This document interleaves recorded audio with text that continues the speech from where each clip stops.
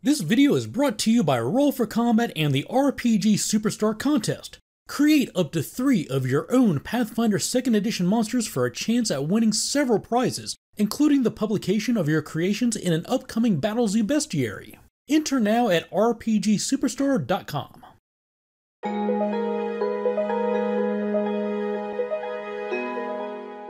Hey everybody, Dave here with a correction to a rule reminder video for you.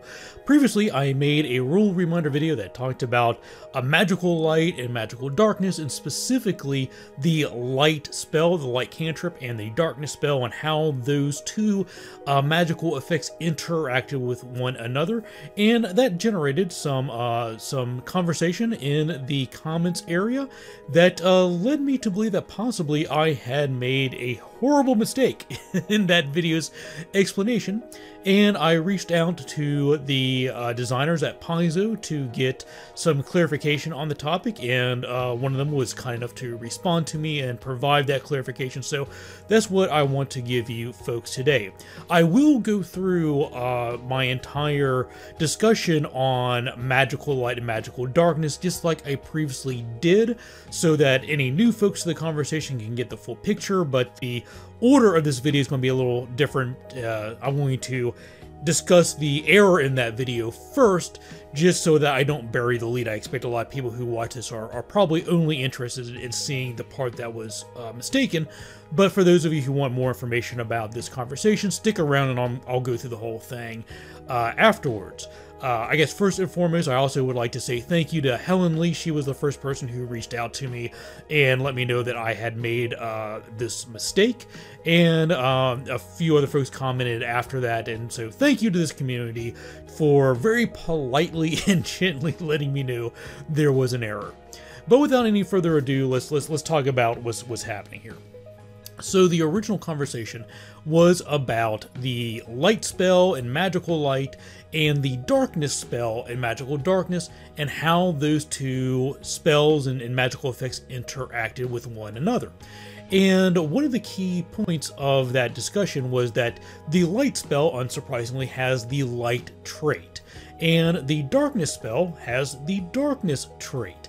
And if you look up those traits in the index of the core rulebook, it talks about how each of those can counteract the opposite effects. So if we look at the explanation of the light trait, it says light effects overcome non-magical darkness in the area and can counteract magical darkness.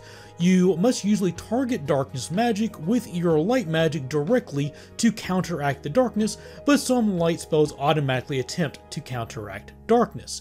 And so the area of misunderstanding on my part was that I previously believed that the light trait gave the light spell the ability to target darkness effects so that it could counteract it, that it gave the ability to target the effects that is specifically per its trait, so that it had the ability to counteract. That's not correct. With the confirmation from Paizo, it is not that way. Instead, you must still adhere to the target text of the spell to see exactly what it can counteract. So if we look at the light spell write-up, we see that it targets one object of one bulk or less, either unattended or possessed by you or a willing ally. So the light spell can be used to counteract magical darkness, but only if that darkness effect is applied to an object of one bulk or less that the spell is being cast on. In my previous discussion of this topic, I approached it from the perspective that you could use the light spell in two ways. That you could either choose to cast it as normally, where you would cast it on an object and make it light up, or you could use it to cast against a darkness effect and counteract that darkness. Again, my apologies for that misinformation, but the corrected information from Paizo is that's not the case. You can only still use the light spell to target the things that it says it can target. Now, if we look at the darkness spell has an area effect of a 20-foot burst. So when you cast darkness it is a magical effect that permeates a 20-foot burst area. So in order to counteract a darkness spell, you would need a spell with a light trait that either specifically targets magical effects, and at the time of this recording I'm not aware of any such spells in Pathfinder 2nd edition, or you would need a spell that in its text says that it automatically counteracts magical darkness in the area. So for example, Searing Light. Although the Searing Light spell specifically targets one creature, not a magical effect, if you look at the text at the bottom of it, it says, if the light passes through an area of magical darkness or targets a creature affected by magical darkness, Searing Light automatically attempts to counteract the darkness. So if there was a target that was standing inside of that 20-foot burst of the darkness spell, and someone cast Searing Light, and the path of that spell went through any part of the magical darkness, then in that case it would automatically get a chance to counteract the spell of magical darkness, and if it succeeds, then that magical darkness immediately ends. Of course, some other ways you might be able to counteract magical darkness would be through dispel magic or through counterspells. So that is the portion of the original video that was unfortunately incorrect. My apologies for that, but this information that I've given you so far has come from Paizo, from one of the designers there, and so hopefully this clears up the confusion. Now, continuing on, I'm going to talk about magical light and magical darkness in general terms to get the whole picture to folks who are new to this conversation. So the question that came up that kind of started this whole conversation was about magical darkness and exactly what happens to light sources that are inside the range, that 20-foot burst area of magical darkness. And if we read the text of magical darkness, it says that light does not enter the area, and any non-magical light sources such as a torch or a lantern do not emanate any light while inside the area, even if the light radius would extend beyond the darkness.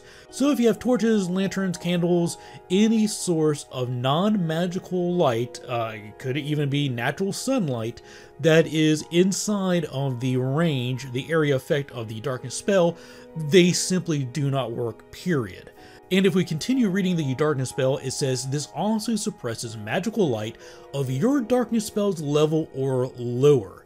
So if you have a source of magical light within the area of effect of the darkness spell, if that magical light is at the darkness spell's level or lower, it is suppressed. And it's important to note that a magical effect that is suppressed is not the same thing as a magical effect that is counteracted. When an effect is counteracted, its duration immediately ends, and that spell immediately ends as well. However, when something is suppressed, its duration doesn't end, the spell doesn't end, the effect doesn't end, but it no longer functions. So if you had a wizard who cast the light cantrip on the end of their staff, and the big bad evil guy cast darkness in the area surrounding that wizard, you would first look at what is the spell level that cantrip was cast at.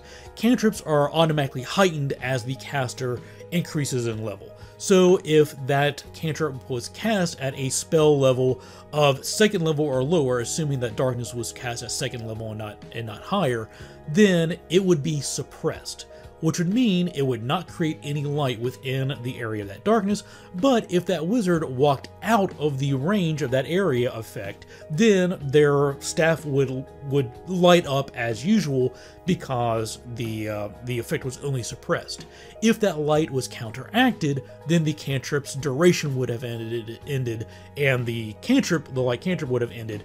And if the wizard walked out of the area effect of that darkness, then their staff would not be lit up because the spell would be ended.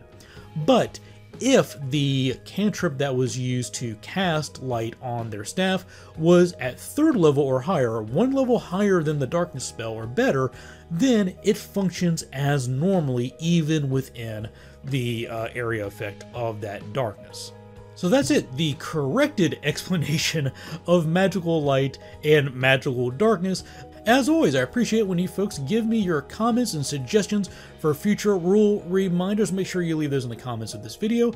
I'll make sure that I leave links to any other related or relevant topic in the description of this video if you'd like more information. Check those out. And I want to take just a quick moment to say thank you again to those kind folks on the original video who pointed out my mistake, and also to Paizo for taking the time to get back to me and giving me the clarified explanation. And as always, thanks for watching, take care, and happy gaming.